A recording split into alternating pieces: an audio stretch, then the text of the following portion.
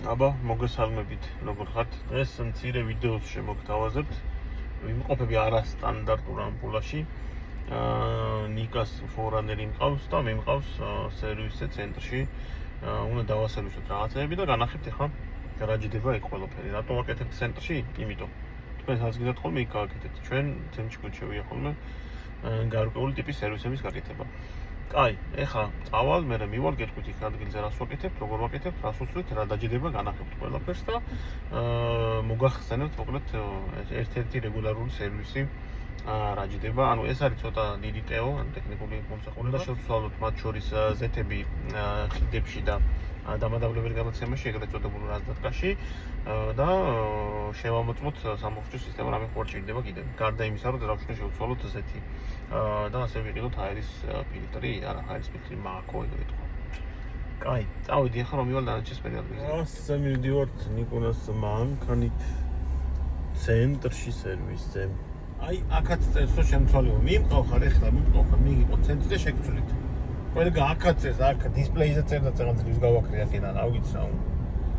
გამოჩნდა ჩვენი სერვისი. ახლა გადავუხოთ შევა. აქ სანდო მოტრიალდე აქ. ეგო ზევით მე მგონი, ხო? კაი, დავაძე. არ დავარგო ჯანდაბას. მე კი არ მოვივა ჯარიმოდან ნიკონას შევამარ ჯანდაბას. ჩვენ ვემორჩილებით აგზავ მოძრაობის წესებს. დავით. მოვედით. შევიდა.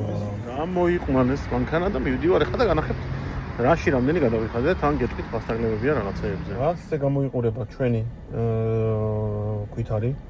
სულ გადავიხადეთ 1222. შევცვალეთ ძრავის ზეთი ხიდებში და გამანაწილებელ კოლოფში, ანუ ეგრეთ წოდებულ რაზდატკაში, დამადავლებელი გადაცემაში, სავალი ნაწილის შეპოხვა გავაკეთეთ, საბურავების როტაცია გავაკეთეთ და ხუნდების შემოწმება გავაკეთეთ.